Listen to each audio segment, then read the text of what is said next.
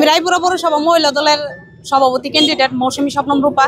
আজকে আমি পৌরসভার মহিলা দলের নেত্রীদেরকে নিয়ে এখানে উপস্থিত হয়েছি রায়পুরা মনোনয়ন প্রত্যাহার করার জন্য, যেন পূর্ণ বিবেচনা করে জনাব তারেক রহমান সাহেব যেন পূর্ণ বিবেচনা করে নরসিংদী 5 আসনের রায়পুরার উপজেলার মনোনয়ন যেন প্রত্যাহার করে, যেন যোগ্য ব্যক্তিকে যেন উনি মনোনয়নটা দেয়, পূর্ণ বিবেচনা করে। সেজন্য আমরা এখানে সবাই সর্বস্তরের মানুষ রায়পুরা উপজেলা এবং সকল অঙ্গ সংগঠনের মানুষ এখানে উপস্থিত হয়েছে। কারণ কি? কারণটা হচ্ছে মানে যাকে মনোনয়ন দেওয়া হয়েছে উনি যোগ্য নেতা নয়। উনি দীর্ঘ 17টি বছর যখন আন্দোলন সংগ্রামের আমরা ছিলাম, মাঠে ছিলাম, উনি তখন মাঠে ছিল না, উনি বিদেশে তখন আরামায়েশ করতেছিল, উনি মাঠে ছিল না।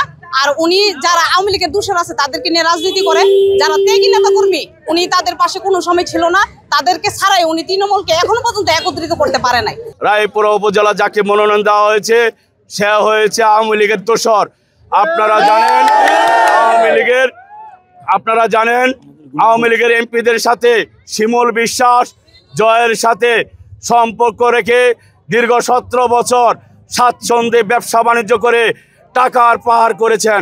আপনারা এও জানেন চর এলাকার সন্ত্রাসী যুবলীগের চিহ্নিত সন্ত্রাসী হারুন সন্ত্রাস সহ যারা দীর্ঘদিন এমএন জামান সহ যারা বালু খেকু নামে পরিচিত, এইসব বালু দস্যুদেরকে সাথে নিয়ে তারা প্রাথমিক সদস্য পেয়েছেন আশরাফুদ্দিন বকুল, প্রাথমিক মনোনয়ন পেয়েছেন আশরাফুদ্দিন বকুল।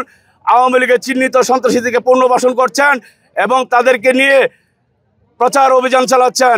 আমাদের রায়পুরা উপজেলা যারা হাজার হাজার নেতার কর্মী, যুবদল, ছাত্রদল, স্বেচ্ছাসেবক, শ্রমিক দল, কৃষক দল, তাঁতি দল সহ যারা রাজপথে থেকে জেল খাটেছেন তাদের রক্তকরণ হচ্ছে।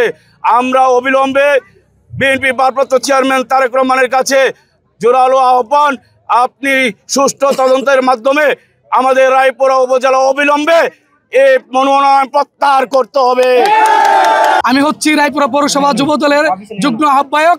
আমার একটাই দাবি এবং তৃণমূল পর্যায়ের একটাই দাবি, আমরা যারা 17 বছর মাঠে ঘাটে থেকে আন্দোলনের সংগ্রামে ছিলাম, আমাদের রায়পুরা যে সম্ভবত প্রার্থী ঘোষণা হয়েছে ইঞ্জিনিয়ার আশরাফ হোসেন বকুল সাহেব, উনি আমাদেরকে বলেছেন আমরা নাকি 5টা হুন্ডা 10টা গুন্ডা নিয়ে মাঠে কাজ করছি।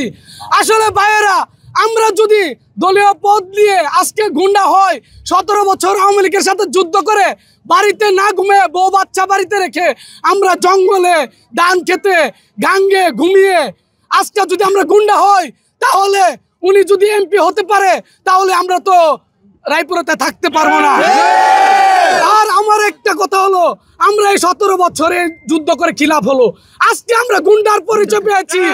আমাদের এই দুঃখ আমরা কার কাছে বলবো? আমরা একটাই বলতে চাই, স্ট্যান্ডিং কমিটির কাছে অবিলম্বে আপনাদের কাছে সবই অনুরোধ করে বলছি, যিনি আমাদেরকে গুন্ডা বলেছে, আমাদের ত্যাগীদেরকে গুন্ডা বলেছে, এই গুন্ডার বিচার আমরা চাই।